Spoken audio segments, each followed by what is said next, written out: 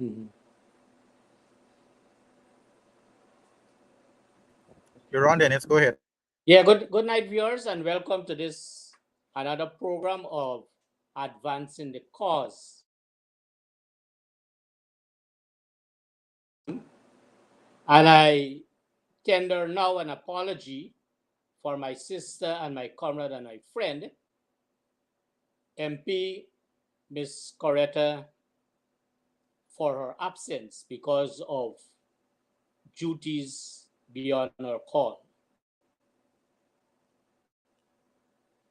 With me in studios tonight is the guests of this program, Dr. Vincent Adams, a former director of EPA. Dr. Adams, I wish to welcome you on this program. Thank you, Dennis, and welcome to all of our wonderful guests and listeners, not only in Guyana but North America, Europe, and every place else. Look forward to having a good discourse with them. Tonight we are discussing, viewers, the subject or topic, education in crisis, the dialogue between the Guyana Teachers Union and the Ministry of Education. But before we get started, I want to extend to the entire Muslim community best wishes on this their holy month of Ramadan as they enter into and start observing this holy month. So, as we proceed, as I said early on, we deal with education in crisis, the dialogue between the Guyana Teachers Union and the Ministry of Education. I am advised that based on the instructions of the court, Justice Sissoon named two senior counselors in the person of Senior Counsel Stobie and in the person of Senior Counsel Laku. And so they were there in the courts as requested by the Justice Kisoon, and they were advised to commence the mediation process. And so that process commenced on the 7th of March, where the Ministry of Education and the Guyana Teachers Union met for the first time. And in that meeting, a number of agreements were reached. But this is what happened when those arrangements or agreements were reached. The Chief Education Officer, Saddam Hussein, made a public statement. And this is what he said in that public statement. Misleading articles by Demerara Wave and News Source. And because it is short and because, Doc, I want your comment on it, I read very quickly what it says. The Ministry of Education has noted the article, Teachers Union, Ministry of Education, agreed to multi-year period of salary hikes and salary negotiations for teachers to cover 2019-2023 period by Demerara Waves Online News and News Source respectively. These articles convey the false impression that the government of Guyana has agreed there shall be a multi-year agreement 2019-2023. This is a proposal by the union that will be discussed. The government maintains its original position that any multi-year agreement must start from the year 2024, not retroactively. And so this is what the Chief Education Officer, Saddam Hussein, would have run out after the meeting, taking the first jump and making a statement. But let me say to the viewing public that at that meeting, the chief education officer, Saddam Hussein, indicated that he was the chief negotiator representing the Ministry of Education and by extension, the government of Guyana. And so, when the Guyana Teachers Union put forward their proposal to him, he immediately left the room, went out for 2 hours and 5 minutes, and came back and agreed with the GTU as it relates to salary issues from 2019 to 2023. He agreed with that because after he made that mischievous statement, the Guyana Teachers Union made a release of the minutes of that meeting, and every single thing that he denied the chief education officer as normal, everything he denied, the Guyana Teachers Union put out there the minutes of the meeting. So, Doc, that would have given us a little background as to what happened in the courts, what was the proposal by the judge, the justice, what the first meeting was all about, and where we are. And so at this stage, I ask your comments on what I would have just said. Thanks, Dennis. Um, and it's even bigger than this. I think what that whole, everything that you said there, what it shows again, and it's more proof that this government, first of all, you cannot trust this government, and secondly, they have no respect for the rule of law, even when the judges rule. I have been firsthand involved in the ruling by the same Judge Kissoon on the parent company guarantee to cover an oil spill if it occurs, that Exxon will be responsible for that oil spill. I was there at EPA when we wrote it into the law, into the permit. And when I left, the government, two courageous citizens had to go to court to defend something that was already in the law. And of course, Judge Kissoon again ruled in favor, overwhelmingly in favor of that, of what was in the law that we had already put in. And the government turned around and now they've appealed it. So this here is modus operandi for this government. And the other thing that I understand, Dennis, is that even in the very first meeting, when the GTU walked into the room and they saw that, for example, the permanent secretary wasn't there, they asked the question as to, who's representing the government, and it was specifically told to them that the CEO will represent the government. And whatever he says will be the representation of the government position. And of course, we know that they came out and they denied what was there until the minutes show exactly what the GTU was saying. So it shows that there is no trust whatsoever. Nobody can trust this government because, and this here is not the only instance. We can go on for the rest of the night, bringing up all types of examples. They lie through their teeth to begin with, and when they get caught, they get caught in a corner, and instead of you're walking back, they don't walk back anything. They would just decide to dig in even more. And let me say something about this whole thing about education and crisis.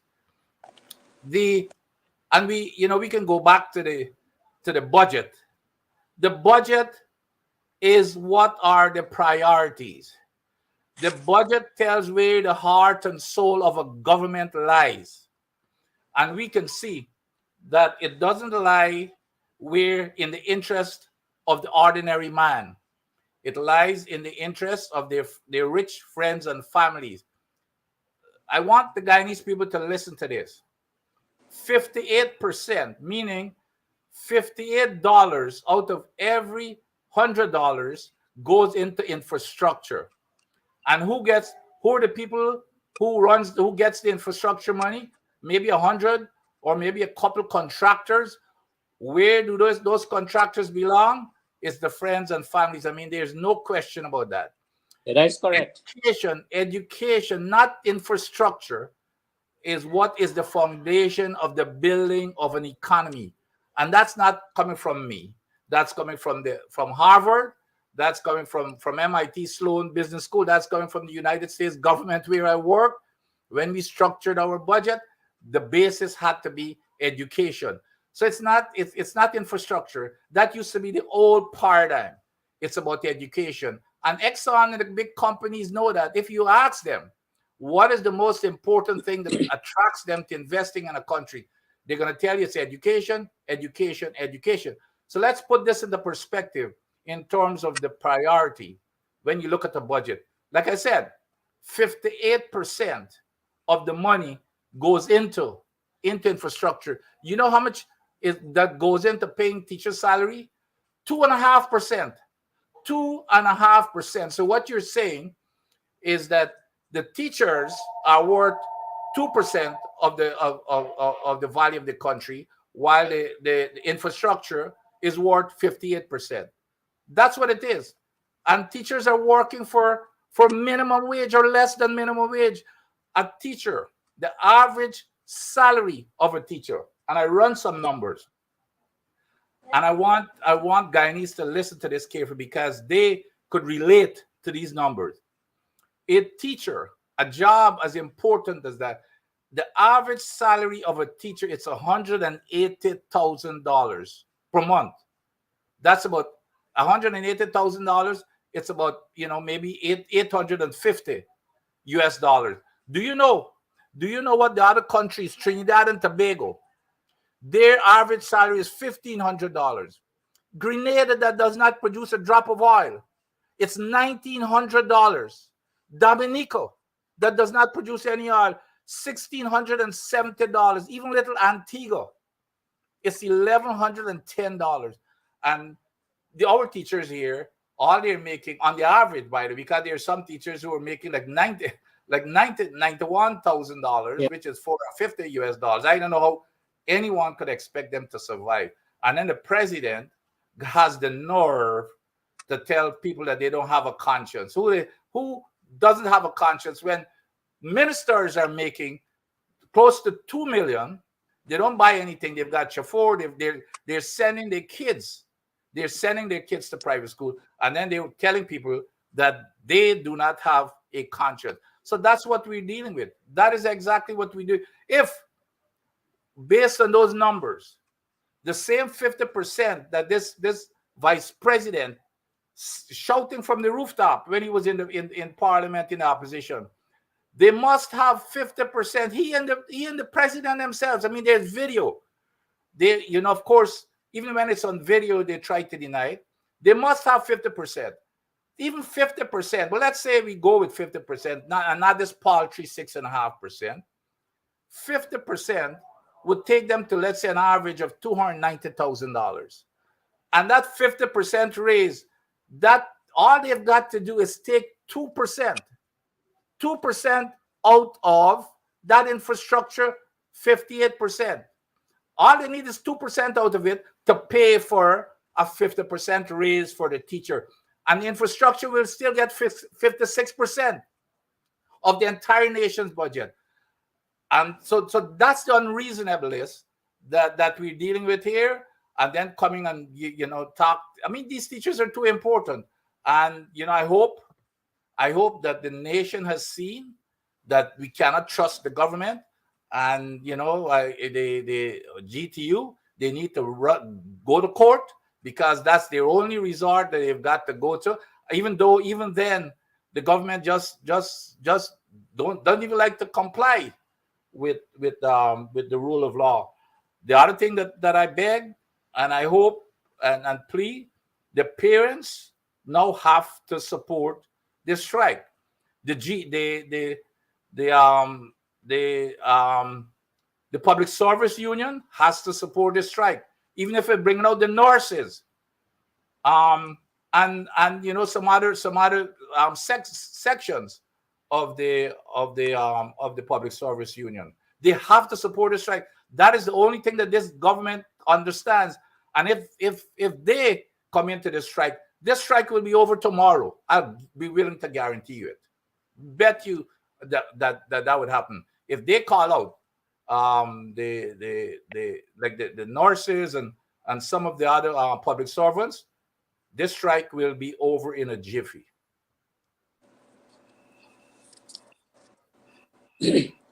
Yes, Doc. Thank you very much. Thank you very much for giving that overview. Because definitely, when you look at the salary scale of what our teachers are getting as it relates to what our Caribbean sisters, what they are paying their teachers without the kind of resources that they don't have and we have, then it is a shame and a curse on this government to be able to pay that salary, meager salary, very insignificant as it is, to all our teachers in this country. And here, so we come back. Sorry, go ahead, Dennis. Yeah, we come back to the minutes of the meeting as clearly set out in the minutes by the Guyana Teachers Union.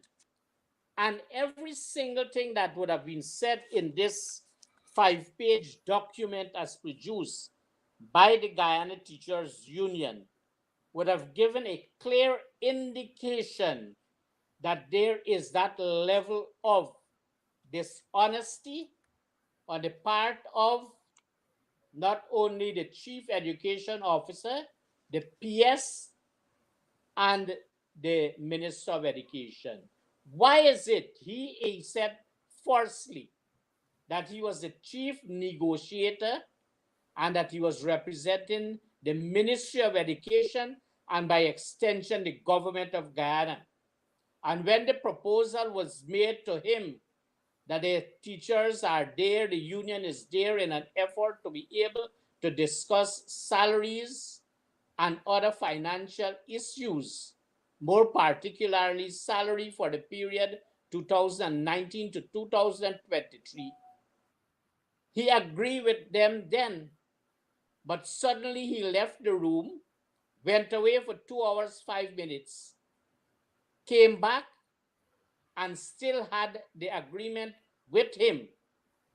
And when that meeting would have been concluded, and those statements would have been made based on what would have been agreed upon by the Demerara Waves and the online news and the news source, respectively,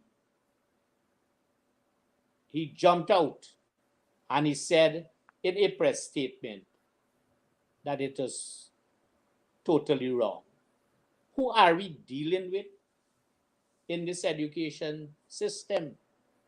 What is it we expect and hope to expect out of these talks when we have people who are very dishonest and not trustworthy and have no respect in any way or in any form for the Guyana Teachers Union? Our teachers were out there for so many weeks. And they were there, and no person indicated to them that yes, there is need for us to dialogue. It was only when the matter was taken to court for our teachers, when the Ministry of Education made that release to say that they are going to be deducting salaries from our teachers who went on strike, and that they are going to withhold the contribution of GTU, contribution rather, that would have been deducted by the Ministry of Education and not handed over, not deducted for the union and handed over to the union. That would have been further disrespect to the union. And therefore, since the matter went to court, and I'm not going to say much on that because the next hearing is on the 20th of March. And so since I would have said that and I've spoken to that issue, then Doc, it would be good enough for you to come in at this point and be able to speak on that issue. Yes. Um, you know, a lot of a lot of my friends, and I hear the commentary all over, that, well, the teachers should have seen this coming and should not have left the strike line. And I don't necessarily agree with that. The one thing that it shows that one party, the GTU, is acting in good faith. They're saying, hey, you know what? Okay, they call us to the table, or we come to the agreement. Let's at least suspend the strike and let's go to the table. So at least the GTU is the trusted party, but obviously the government is not. They had no intention in the first place, whereas the GTU came with good intent and in good faith, and that's where we are. You cannot, like I said, the entire Guyanese population ought to see. I don't think there's any more evidence that is needed to see that this is a government that you just cannot trust, even when it's put in writing. They're denying that it was in writing until it shows up in the newspapers, and that's been a common practice. This is not the first time, but that's their modus operandi. I'm glad that the GTU decided to go to the table to expose them for the dishonesty and their untrustworthiness. Like I said, it seems as if the only avenue right now, that the only option that the GTU has is to take it to the court, because and let the court force them. But you recall, even when the court makes a ruling, these guys want to stick their fingers in the eyes of the court. You remember when the CEO, I would have sent him to jail for deciding to disrespect the court ruling like that. But that's how they operate. They have no care for anybody else except for their friends and family, because remember, this is not affecting them now. All of their kids are going to private schools, and they're making Exactly. big, they're getting big fat salaries.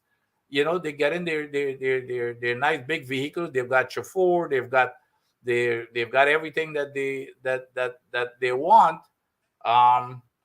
And they have no interest in the teachers. So the GTU has got to take them to court. And the thing that galls me is when they barefacedly say, well, we can't afford it because it's unsustainable. This is what the vice president says. It's unsustainable. Because I don't know what the oil prices will be in a few years from now. Well, you're putting all of the money, 58%, in infrastructure. You're not worried about if oil prices drop or not. So here again is the hypocrisy and the dishonesty. And what would I do with the nurses, to bring in that red herring, to kind of, cause friction between the nurses and the teachers, etc. And then they brag. The vice president now has a new song and dance.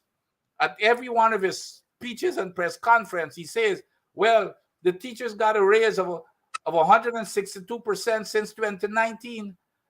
But what he's not mentioning is that infrastructure, the increase in infrastructure during the same period of time, it's over 500%. It's over 500%. What he doesn't say is that during the coalition, when there was no oil, teachers got an average increase of 9%. They want to give 6.5%. So it doesn't jive. and they just cannot get their story straight. And they'd better listen to, even when President Lula from Brazil Brazil. was here. He saw what was going on, and the one thing he said, there has to be a balance. He said when he was driving from the airport to Georgetown, he saw all kinds of big, nice buildings and everything else, and he said, "I hope that the rest of the economy is feeling is feeling the same wealth that I'm seeing here." Um, he knew that that was not the case, but I think he just threw it out there to let them know that they're not doing that. I hope that the rest of the economy is feeling the same kind of a wealth and development of the ordinary man, to develop quality of life, etc. And that is not happening. You start again with education. So we're in a dilemma here, and without education, whether they know it or not, and it might be just through ignorance, without education, the entire country is doomed. It's doomed to fail. It is doomed to fail. So maybe we need to teach our the folks who govern this country that is the case, not only here, but again in countries such as the United States. That's what they follow when they develop their budget, to make sure that they've got capacity and they've got that education that can sustain the entire economy. So that's what we're dealing with here.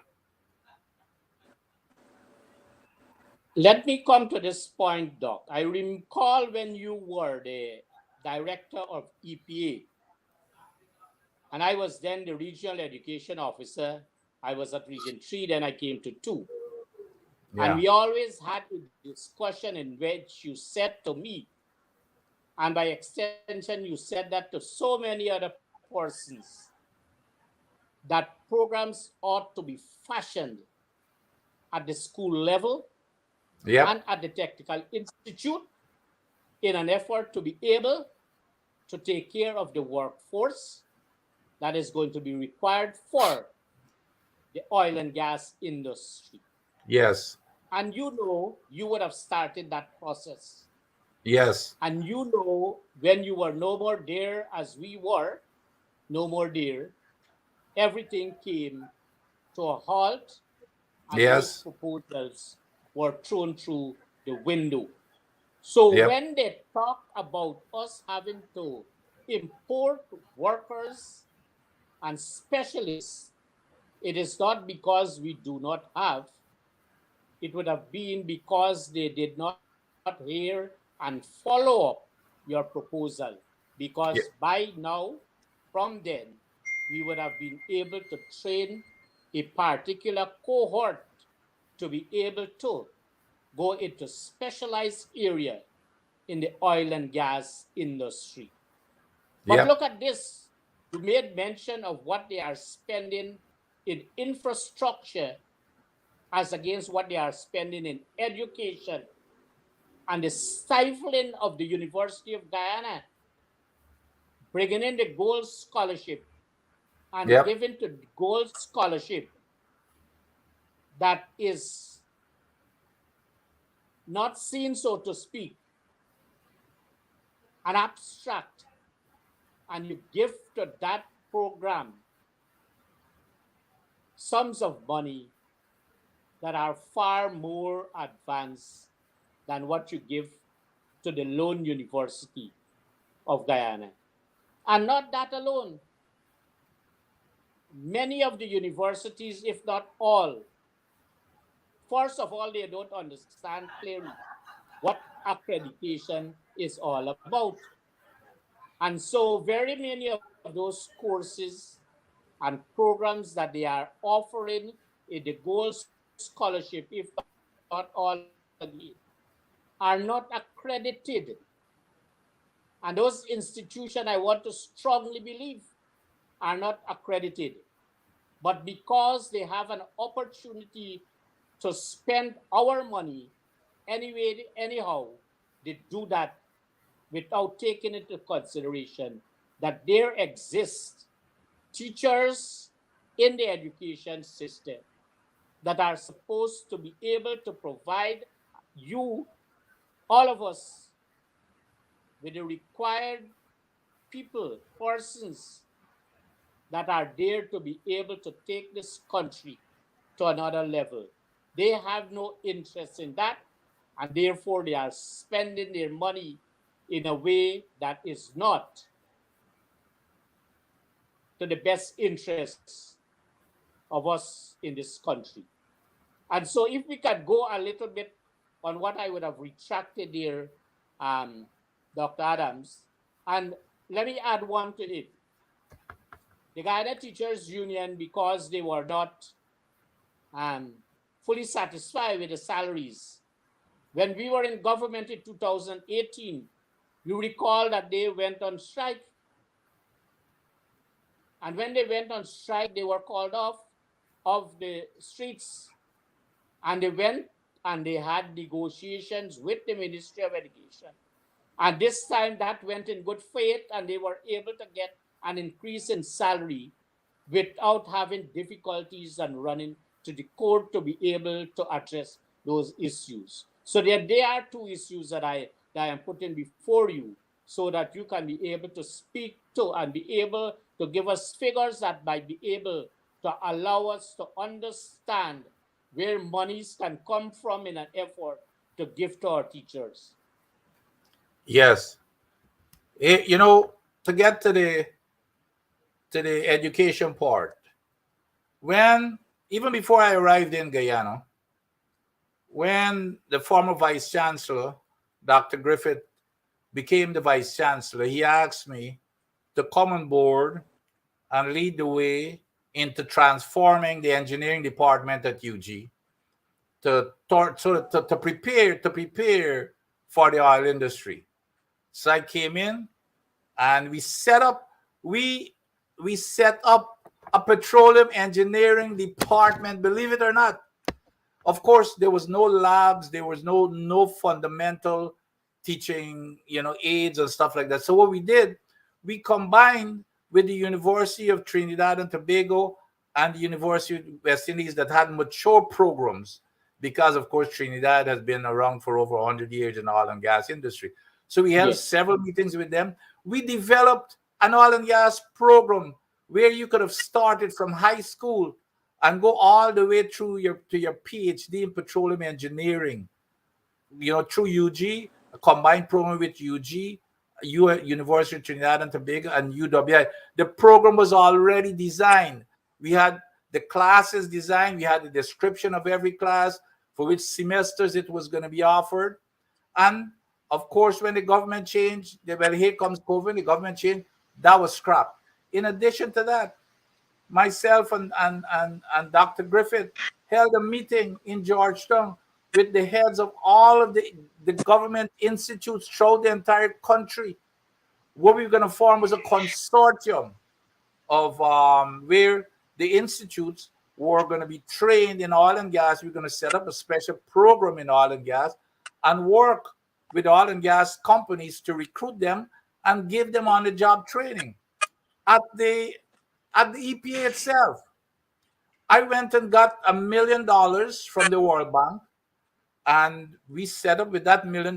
They brought in an export from Mexico and helped us set up an oil and gas unit at the EPA, a 36-member unit that was going to be monitoring, and it was going to be a high-powered unit you had to have like 5 to 10 years experience in oil and gas with the requisite degrees such as petroleum engineering, geological engineering, etc. We set up that 36-member unit, put it in place, and we were going to go about to recruit for that unit. And when I left, they threw it away. I even, outside of the oil and gas unit, I encouraged my staff. I said, as long as you're going to be doing anything related to the EPA, go ahead, apply to universities, and when you get admitted, we will sponsor you, and all you've got to do is come back and spend 5 years. That was the deal. You know what they said when I left, and that all the staff some of the staff had already applied and they've gotten acceptance.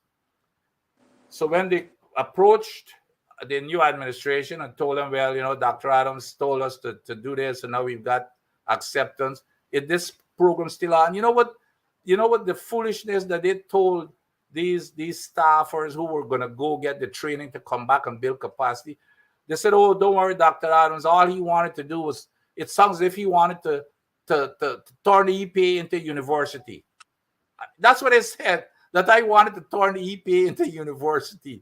I mean, that's the shallow-mindedness and the short-sightedness thinking of these people. When we're trying to build capacity, that is why we're in the shape that we're in. And they're doing the same thing to education. They really do not care about poor people's kids, like I said. Their salaries are close to $2 million a month. They're sending their kids to private school. They're probably paying for private tuition. So they don't care a damn thing about the people in Guyana who are making probably 10% of what they're making. They really don't care. So that is the situation that we're in, Dennis. And the people ought to see it for what it is and understand how serious it is, because this here is now touching their kids and their families and their kids and their families' future. So I hope that they understand this, how serious it is, because again, I cannot overemphasize, everything starts with education. Everything starts with education. And so I hope that the parents, more than anybody else, will start coming on board and supporting these teachers, because this year we are at a crossroads. We are at a crossroads. And on top of that, when, let's say, we're a budding economy right now, and like I said, we're not going to get investors unless we have a sound education system. So investors are going to look at us, and they're not going to want to come and invest in this country after oil. And oil is only going to be here probably about 20, 25 years. So what's going to happen after 25 years? Half of our population are below the age of 26. So what's going to happen to that population in 25, 30 years when oil is done, when nobody wants to come in and invest outside of oil? Because the oil companies, right now, what they're going to do, they're bringing in their own people. We're not providing them. They could afford to bring in their own people. But when they're gone, we've got to have some other industry to bring in other investments. And they're not going to come in unless we've got a sound education base. And we will not be attracting teachers. That's the other thing.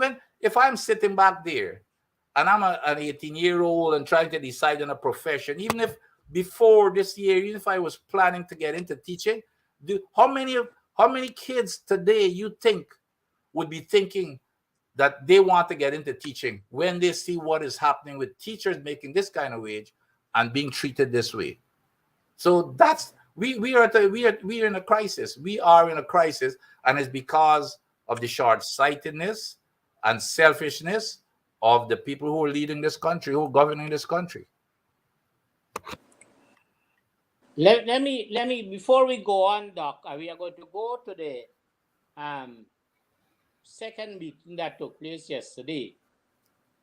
And let me read two things that would, one, conclude this part of the discourse, and then two things that would follow as we go into the meeting that took place yesterday. Here are the two things for our viewers. And I'm quoting now, or I'm reading, because in the good books you say I'm reading from. So I'm reading from Proverbs chapter 3, verse 27. And hear it what it says. Do not withhold good from those to whom it is due, whom it is in your power to do so. That is something from the Bible. And the second thing I want to read is from Proverbs chapter 12 and verse 22. And hear this one, that lion lips are an abomination to the Lord, but those who act faithfully are his delight. And here is where you can make the contrast. The first one would be accredited to the government of Guyana and the Ministry of Education. And the second part of the scripture would be accredited to the Guyana Teachers Union. And so let me read the first part that is going to go directly to the government of Guyana and the Ministry of Education, the minister and all our officers. It says, I hope they are listening because this is for them. Lying lips are an abomination to the Lord. So that is for them, the government and the Ministry of Education. And this is to the Guyana Teachers Union. But those who act faithfully, as the Guyana Teachers Union is doing now, are his delight. And those are not my thoughts. I am just reading from what Proverbs chapter 22 said and what Proverbs chapter 23 verse 7 would have said. So I'm not making up those things by myself. And so I want them to very well understand that while we are discussing education in crisis, there are parts, verses, and chapters and books in the Bible that so support our teachers in what they do. And so yesterday, Doc, there was this second meeting between the Guyana Teachers Union and the Ministry of Education. And so when the Guyana Teachers Union team would have been there, the PS, before they were settled, I understand, that is the team from the Guyana Teachers Union, she began the meeting and she indicated to them that she is now the chief negotiator representing the Ministry of Education and the government of Guyana by extension. And in the first meeting, both the Guyana Teachers Union and the Ministry of Education, the minutes are clear and they are here to say that who are the persons that would comprise both teams. But lo and behold, there was this change. There was this change.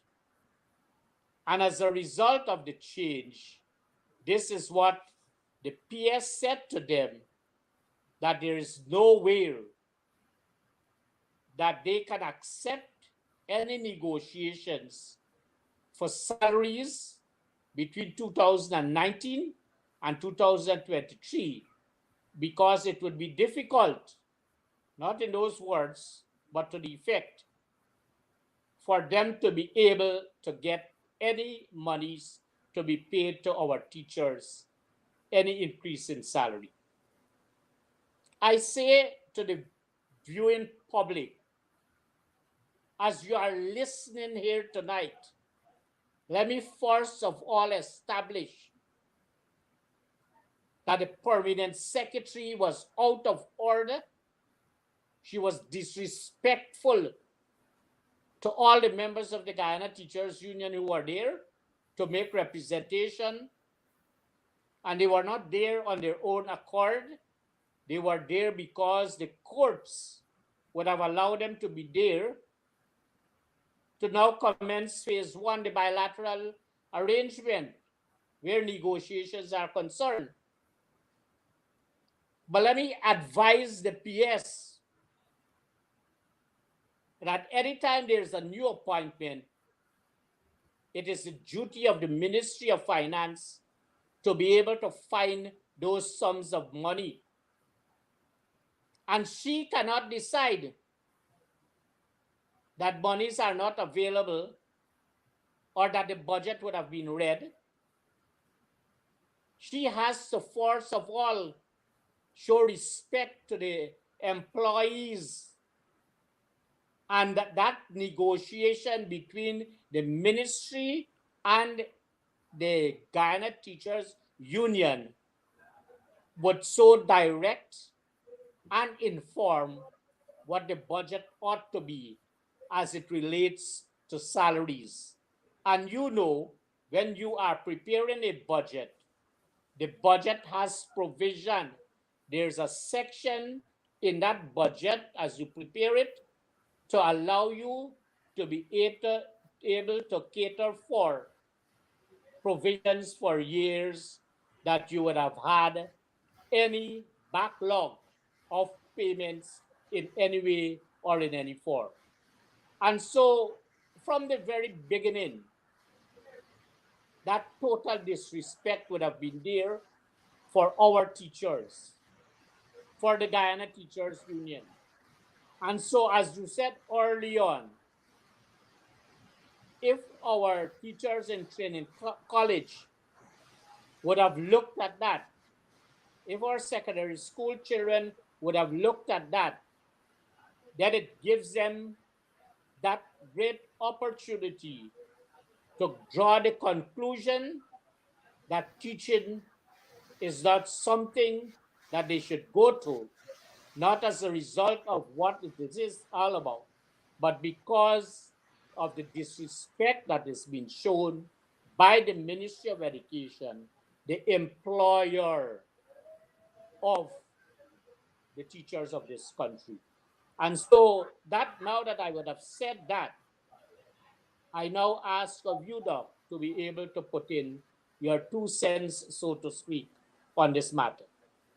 Yeah, thanks, Dennis. Well, of course, that's a bunch of baloney in terms of finding the money. And sometimes, I really don't like to pass judgment on folks as to what their true beliefs are, what their religion is, whether they believe in if they have any religious beliefs or anything else. But you preaching those scriptures to them, I don't think it means anything to them, because it's just like if they just lie without a cause sometimes, and a lot of times they can't even get their story straight. But in terms of finding the money, it's absolute baloney. Like I said, even if it's 50%, and it would be a disgrace, and an insult to give these teachers anything less than a one-time 50% increase. And by the way, that's going along with what the vice president and the president ranted and raved about when they were in opposition. So so we're not making this up. So let's take the 50% raise, like I said before. Do you know if you take 13,500 teachers, and I think that's about a good size, 13,500 teachers, and you gave those teachers, let's say a 50% raise, that would add up, the total budget, about $14 billion. $14 billion. Let me repeat it again. 14 billion. Do you know what the infrastructure budget is? 666 billion. 666 billion. 14 billion is what, about 2%, or so here you are. Let me, I could run. Here you are. So it's not a big deal to when they say they can't find the money, take 2%. Take 2% out of the infrastructure budget, 2%, which is about $14 billion, like I said. And that would still leave the infrastructure with 652 billion. What more do you want? Which is still 56% of the total budget, which should not have even been the case. So when they say they can't find this money, it's absolute nonsense. Like I said, the teachers' salaries are only accounting for about 2% of the national budget. So when they, and every time I hear this nonsense about, well, we can't afford it. First of all, here's another case where they lie through their teeth and they're not even coordinating their lies. The vice president gets up there and says, well, we can't afford it because we don't know what oil is going to be in the next several years. Guess what the president says? The president said, okay, y'all hold on till 27. You can get what you want in 2027. Now, mind you, again, the vice president said, we can't give you this money because I don't know if we can sustain it when we get into the outer years, like 2027, our prices may drop. But at the same time, the president is promising you that, oh, everything is going to be fine in 2027. So here again, they're giving you what we call a lick and a promise. You know, he is conning you by telling you wait until 2027. And because the president is saying, I know what's going to happen in 2027. And that's the merry-go-round you get with these people, totally dishonest. But the money is there. That's the last excuse that they should be coming to. The very last excuse, because the money is there. And for the value that you're getting out of that 2%, it's much more than the 58% that you're getting from infrastructure. So that's the dilemma that we have to deal with, and all you get are threats from them. Look at the Babu Jan speeches by both of them, especially the vice president, basically threatening people, saying we're going to deal with those who oppose us. That's what he's saying, which to me is also pointed at the teachers and their strike. That's what the man said. The man said, we will deal with those basically who oppose us. So that's what we have to deal with in terms of our leadership in this country, Dennis. Thank you, Doug. So we are still at this meeting, and so they run out again. Fake. Guyana Teachers Union and Abundance collective bargaining process with Ministry of Education. And they provided here a one-pager. And as I said early on, the PS said that this budget, the 2024 budget, does not have the fiscal space to accommodate the retroactive payments of salaries to our teachers during the period 2019 to 2024. 23 rather. This is what the PS said. I am indicating to our viewers and our teachers that what the PS would have said is trying to close this matter. And here are the disparities. She is closing the matter from 2019 to 2023. And the president is saying, wait until 2027. So somebody is going to come and say that we have to wait until 2027. Then the vice president says that they do not have and know if they have the capacity to be able to sustain and maintain this level of payment. Right, exactly. And so you are using the right term, or you use the right term early on. That is this whole process of merry-go-round in the government. Each one not speaking with each one the way they ought to in an effort to benefit our teachers. There's a different belief by the president. There's a different belief by the vice president. There's a different belief by the attorney general.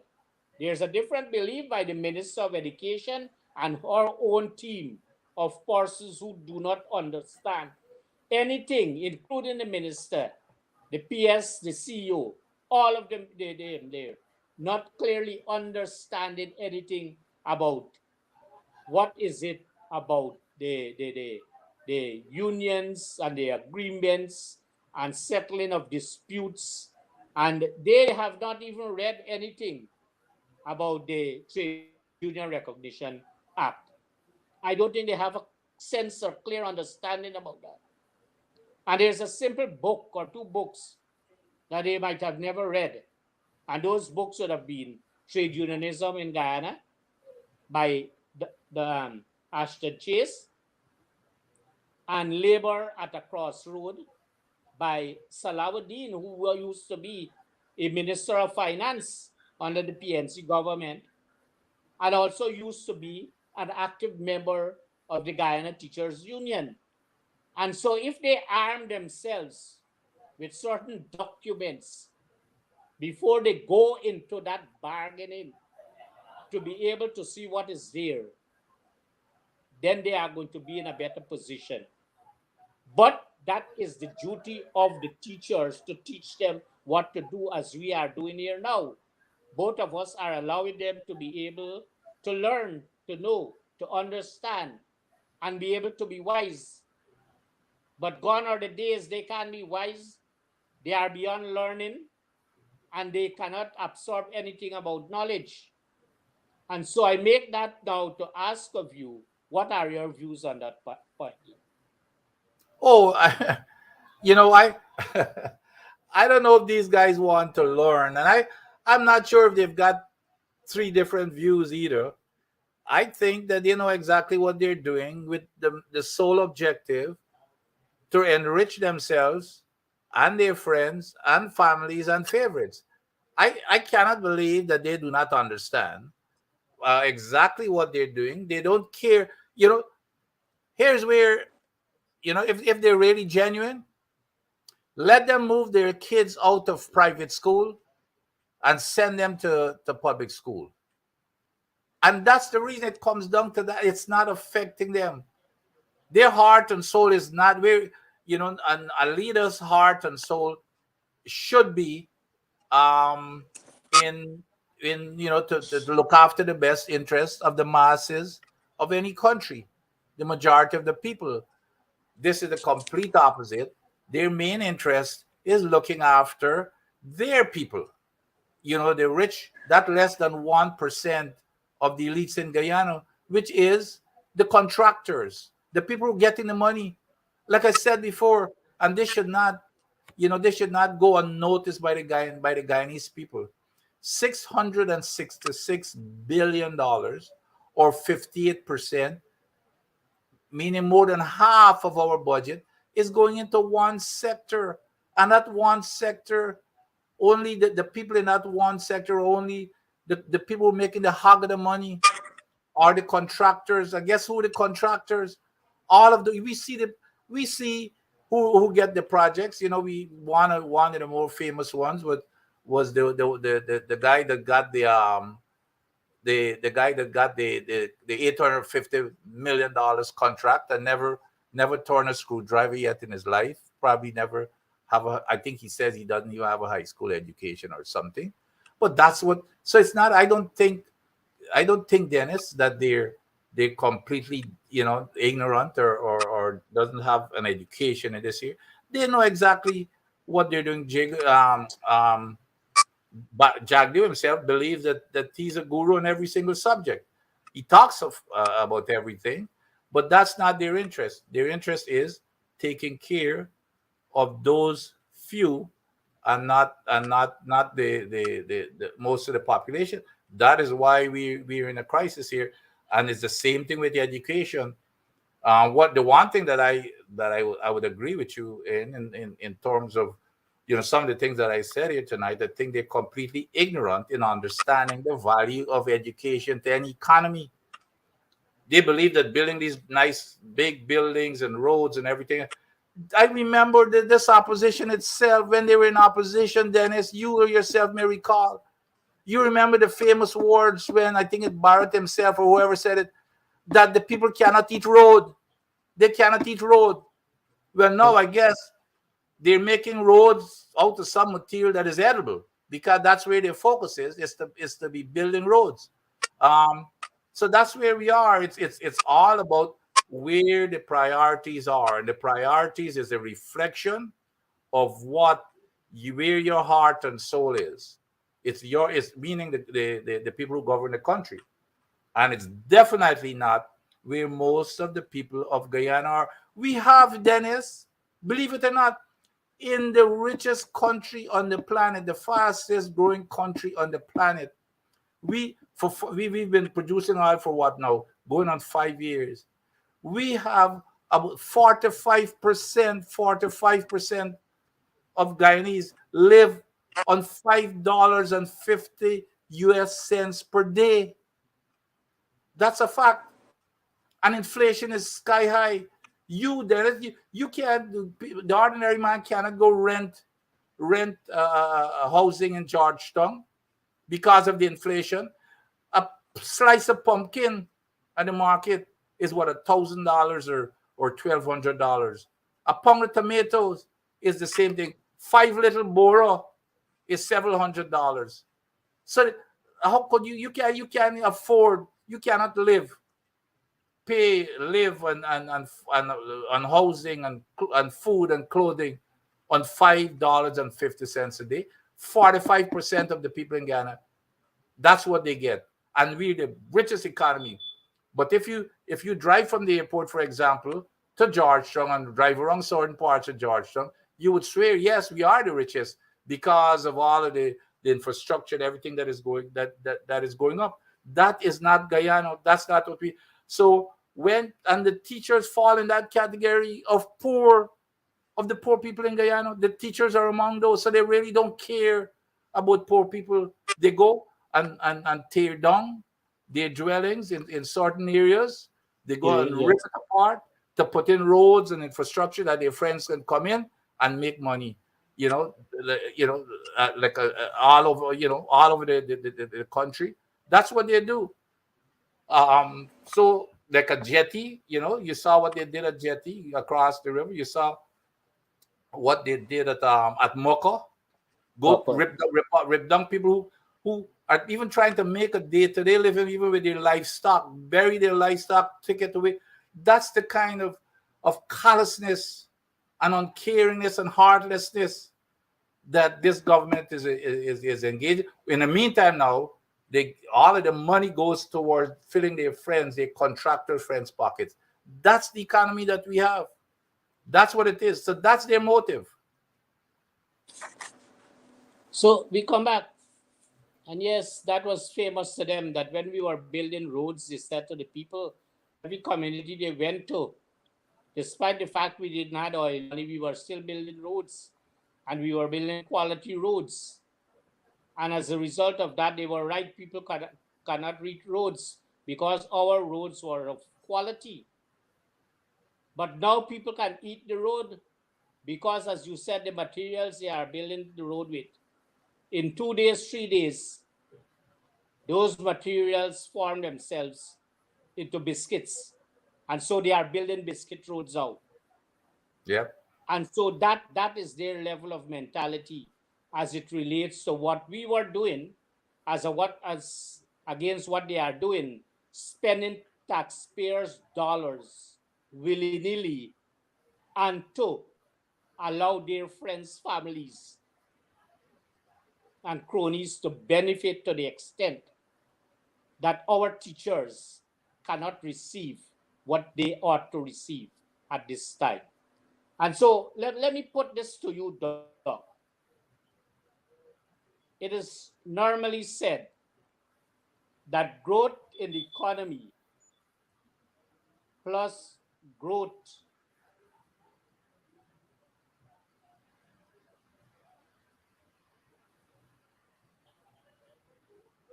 sorry about that. Growth in the economy will allow for you to determine what salaries persons are getting.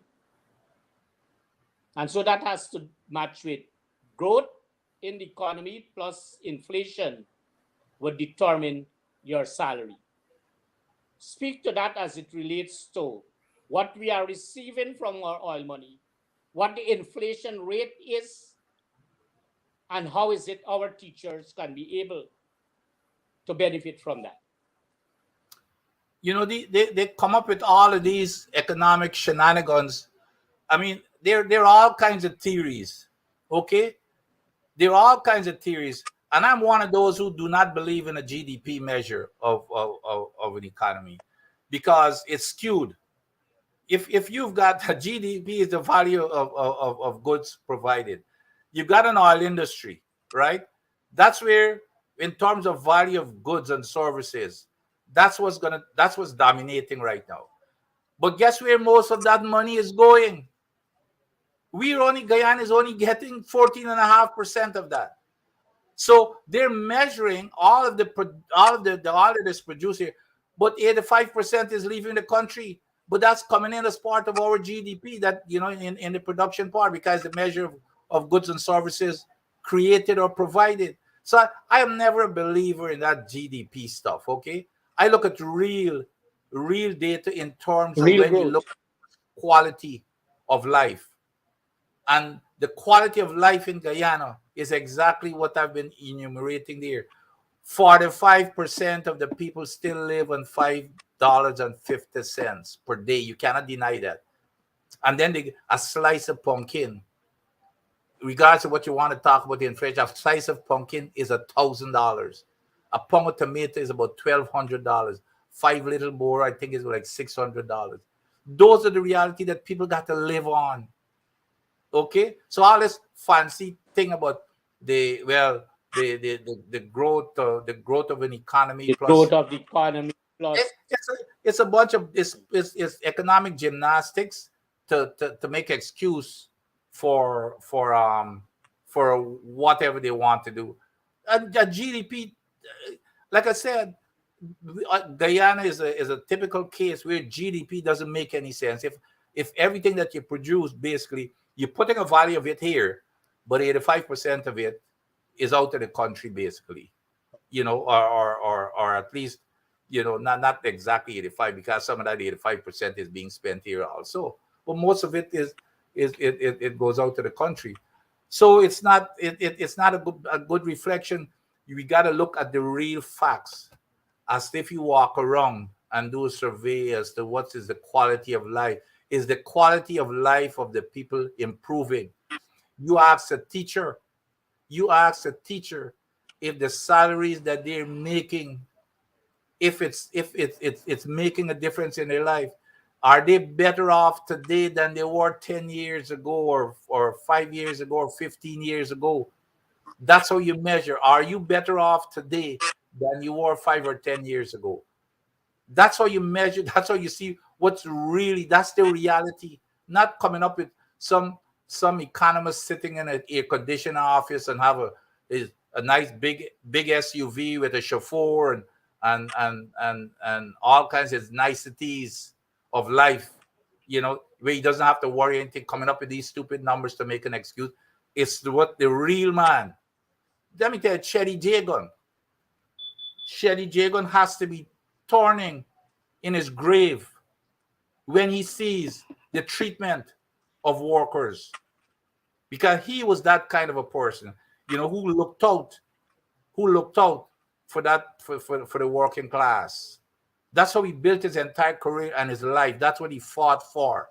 And to see where this party is today is to just enrich their friends.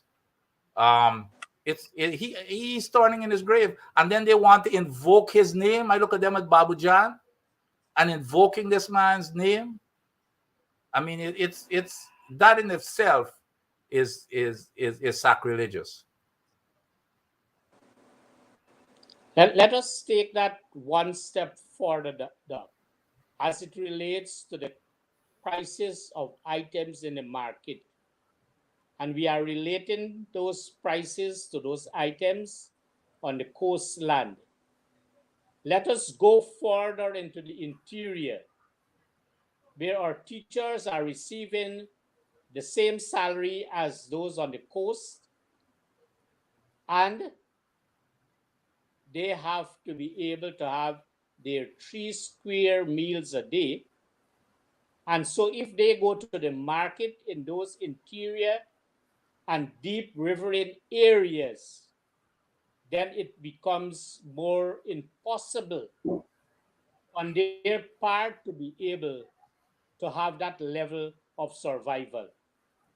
And so it is that our teachers are suffering tremendously in those far-flung areas of this country. And while you were head of the EPA, you visited those communities and you saw what we were doing in an effort to uplift the life and standards of those teachers. And if the same question would have been asked then, is your standard of living and life that you experience now there in after 2015 to the period 2019-20 thereabout, as against before 2015, what you think our teachers would tell you, more Without particularly in the deep riverine area and in the hinterland? without question, the answer would be a resounding yes. They during that 5 years, between 2015 and 2020. Well, of course, we had the COVID, so Yes, that really put a cause a problem. But without question, you remember Granger's program, the bus, boats, bicycles. We call it the 4 Bs or five, whatever it breakfast. is. For those hinterland kids, they had boats to go to school. Even they had buses. This government came in, they abandoned all that. I saw pictures where the buses. Imagine, I mean, how shameful could it get that they allow those buses to rot away because they don't want to use anything from the past administration? And this year was without oil because remember, under this administration, this oil only started producing in 2019. Okay, that was when oil started producing, and then the government did not even have no time in office during oil because 2020 was the election. There wasn't any budget in 2020. But even in that short space of time without oil, I guarantee if you'd asked those teachers, were they better, and students, were they better off within, between 2015 and 2020, they would tell you absolutely yes. And go ask the teachers. Well, you don't even have to ask them because you're seeing it by their own actions today, what is going on. So you don't even have, they're telling you by their actions in terms of the strike and working for a menial wage. This is less than slave labor, especially for a teacher that is preparing this country for the future. Every one of these guys who govern this country, they had teachers. Without those teachers, they would not have been where they are today. That's the value. Teachers spend more time, I'm sure, in a lot of cases, than the parents spend with these teachers. They're the one that mold a nation. Where a kid could even turn in the wrong direction or turn in the right direction. And for the most part, teachers are the one who guide them and mold them. And by molding a single student, you're molding the nation. That's what teachers do, even more than the parents. That's the value of them. And you're telling me that you've got infrastructure for your friends and family, because even in the quality of the infrastructure is not even of any quality. You're telling me that they're valued 58%, 58%, but teachers are valued 2%. It should be the reverse. They've got everything upside down. And like I said, this here is for the future, because when oil is gone, we're gonna have to attract investors. And the number one criteria for attracting investors is a good education Dedication. basis. That's a fact. That is a fact. And you ask Edson, they're going to tell you the same thing. And you know what's the number two? Is not even infrastructure. You know what's number two, Dennis? Follow the rule of law. That is number two. Infrastructure coming number three. Follow the rule of law in number two. And you know what's the reason for follow the rule of law? Because it says if you follow the rule of law, that means you've got a disciplined workforce. People are going to come to work on time. They're going to follow processes, procedures. They're going to be consistent with what they're doing. And of course, they're not, they don't have to worry about crime and that type of stuff. So they've got everything turned on its head, and it's all because of greed and money. All they think about is money, infrastructure and giving their friends, filling their friends' pockets. That's why we're here. So I hope that people take this seriously, because it is close to every single household, except for the rich, of course, because they could afford to pay for their kids. But for the most part of the population, they better take this seriously because it impacts their lives directly for themselves and their families. Because we all, you know, Dennis, we all have kids, and our highest priority is our kids' livelihood in terms, and the most important thing, it's like a religion to us, is to have a good education, and of course to stay healthy and to provide food. And we're not doing any of those now. You cannot do that with $5.50 a day that you're living on, while the hog of the money is going to that much less than 1% of the population. We've got an economy that's torn upside down. Doc, before we are getting down to the close of this program, but I want to deal with a memorandum. And this is to show how education is in real crisis. Because a few programs ago, I allowed the public to better understand that the chief education officer and all the officers at Central Ministry have no sense of direction as it relates to how they send out pieces of correspondence to our teachers and the Department of Education across this country. And I pointed out what are the features of a memorandum. And here comes another memorandum dated the 4th of March 2024 from the Deputy Chief Education Officer, Examinations. In my whole life in the teaching profession, being a classroom teacher, being a principal, and I know that you would not want me to say Linden Technical Institute, but I was once the principal of trade school for Oh, 8 okay. years. Wow. For 8 years. And I am very much grieved to know that education is really in crisis. Because while I serve as a regional education officer, any officer that would have sent anything to me from Central Ministry and it was incorrectly sent, I allow them to know that it is not properly done. And this is a chief education officer, sorry, deputy chief education officer. And here, what is the designation or the subject area? Examinations. And this gentleman cannot understand clearly what are the features of a memorandum. We know it is from to date and the subject, and all you have to do is to sign your name at the bottom when you conclude that memorandum.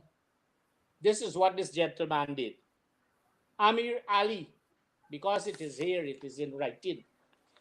I can't be afraid, this can't be libelous, because this is going to be my evidence in court if they allow me to go there. Amir Ali, Deputy Chief Education Officer, Ministry of Education. And here this doc, the disrespect to Guyana Teachers Union. Here is where the union comes in. Every piece of correspondence that would have derived from the Ministry of Education, Central Ministry, must so allow the Guyana Teachers Union to benefit from a copy. They have denied for a very long time the Guyana Teachers Union from having copies of these pieces of correspondence. This is the level of where we are at this time in education.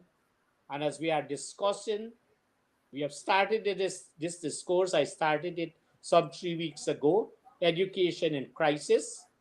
And we've added now the dialogue between GTU and the Ministry of Education. And so I'm of the opinion that since we are dealing with that there, the two questions I'm going to put very quickly to you would also have implications for our teachers. because you are the specialist in this area. So the first one is US $73.8 million in royalty not paid to Guyana.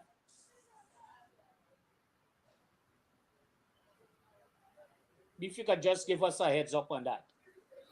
Well, it's there's some questions about it. And in the whole thing about the auditing, there are lots of questions about this money, and the major issue is that you come back to one of the crimes of this government. They're not transparent. So it's been a challenge to even get the right data. So we've got a lot of financial experts who would go find data, let's say from the World Bank report, and some would go find from Exxon report, and some would go find from a few from the government report. And a lot of times, they're not. There's confusion. So I've seen that. I think that came from Christopher Ram, and then of course you would get the rebuttal from the government. But you're not. All they've got to do is make the data transparent so that everybody can see it and we can do our analysis. But you're not sure which data you're analyzing from time to time, and it's a serious problem. It's the same thing not only with the money, but with the production. I focus a lot on the production, and they're hiding all of this data. It's a frustration. Look, I had to get after the vice president. I was in shock that the vice president even agreed with me. I don't know if you've seen the piece on his billboard that is so dishonest. They've got billboards all over the country saying that Guyana is getting 52%. Well, it's impossible. It's impossible. Guyana will never get 52%. And the vice president was defending it and coming up with nonsense in terms of how it's being calculated. Sarah Bailey say how ignorant he was. And then he finally came out last week in his press conference and confessed. He said that the one thing he would agree with Vincent Adams about is that he was right and I was wrong, meaning that he was wrong. And then he said that it shows that Exxon is misleading them, and it would appear that Exxon, if people see that, they would think that Exxon is running the country, which is what I've been saying. So it gets down to, Dennis, in terms of these numbers. It's the same thing with the audit. You remember the fiasco and the scandal with the $214 million that I and others have weighed in upon. Yes. And remember, an audit is just taking samples of thousands of data points. You don't do audit every single item. So if you're finding $214 million by just taking a sample, and then when you look at the kinds of things that are in there that are being charged, I mean, what do you expect if you look at every single item? So that's what we're dealing with here. There's no transparency, and then the government is hiding. Even that audit with the 214, it was leaked. That audit was done. That audit was hired. The past administration hired a contractor to do that audit, and then it was leaked. That's the only way we learned about it, because it was leaked. So everything is being hidden. That is our problem. You got to go to court, and even when you go to court and ask them to show you the $2 billion for the liability coverage for the spill, when the court says to show up, and they're refusing to even show you proof of this $2 billion. So that's what we're dealing with. We're dealing with a dictatorship.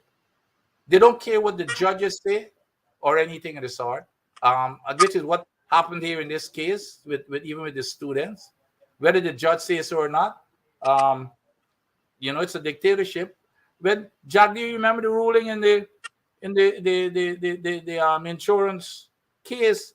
Jagdio said that the judges, he lambasted the judges, said that they had to expect decisions to be predictable, and they're getting into murky waters when they're going against the government. That's what Jagdio said publicly to to have a chilling effect on the judiciary. He said it last week again. He went after the judges in the press conference. So that's Yes, what I we heard that. do, to intimidate the judges. But we're lucky that we've got a judge such as Samuel Kisoon. And I'm not saying this because he's ruling in favor of the litigants in these critical cases. But if you read his decision, it's well thought out. Very impressive. I am not being biased when I say it. Well thought out, very impressive. And he's got the courage to come out and rule in what in the direction of what is right. He should be a hero. So that we are about to close, so I ask Okay. you in the few minutes remaining to give your closing remarks. Well, this year is a crisis indeed as far as education, and I'm going to repeat again for all of Guyana: education and not infrastructure is the foundation for building an economy. So it's not just going to school, and it's an established fact, and that's what we use as building our economy. When I worked at the highest level of the U.S. government, and we're the ones who used to run the day-to-day operations of the government, the senior executive core of the government, and it was about education. And education is number one. Follow the rule of law is number two. Infrastructure is number three. So for us to be just putting 2% into education and 58% into infrastructure in Guyana, I mean, it's unbelievable. I know the teachers are worth probably that we underestimate, and we've been taking advantage of teachers for forever, it seems like. But we need, now that we can afford to pay them, we need to pay them what they are worth. And especially when our Caribbean neighbors, how could anybody explain to me that Guyana teachers are getting $850 a month, and the Grenada teachers are getting 1,900, two and a half times, close to two and a half times what we get, and they're not even producing a barrel of oil. Dominica is getting twice what our teachers are getting. St. Martin is getting $2,700 a month. How could we Trinidad is getting twice, $1,500 a month? How could we explain that? And then we're not dealing fairly with them. We in these negotiations, they cannot be trusted. The teachers are showing good faith, to stop, at least to suspend the strike, to go and have a negotiation, and then we know the rest of the story, that they're lying as to what was discussed, and now we're hearing a totally different. They say one thing and then change their minds and come out and say they cannot, and they can afford it. Like I said, they can afford it. All they've got to do is take 2% out of $14 billion out of the $666 billion that they're putting into the infrastructure and in their friends and families' pockets. $14 billion or 2%. Take it out of there, give the teachers that raise, and they will still be left with $652,000. That's the greediness that we're talking about. So that I want to thank you very much for gracing us with your presence on this program. And I'm going to seek permission so that sometime the two of us would have the opportunity to continue this program. I have a lot of questions to ask you as it relates to the oil and gas industry, but that would be a separate program from the one we are discussing tonight: education in crisis, the dialogue between the Guyana Teachers Union and the Ministry of Education.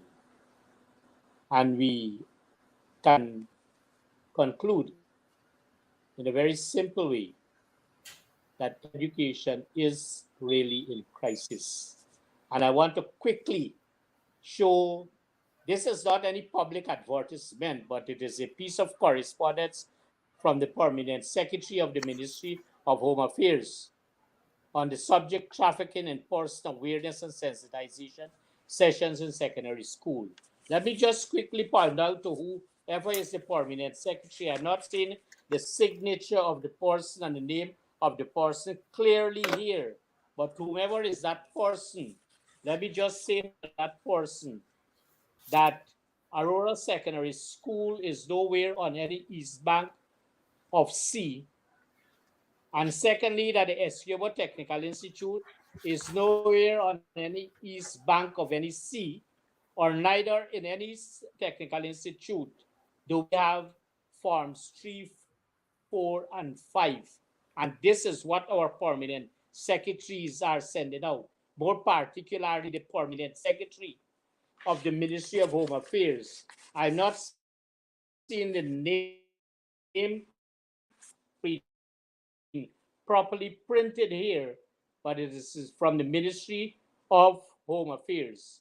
And so, ladies and gentlemen, viewers, I want to thank you very much for being with us in the studios and listening to us that education is in crisis and that you are part of the solution when that particular time would have come for you to make a decision to allow for something new to happen. Thank you very much. May God bless you and have a good night.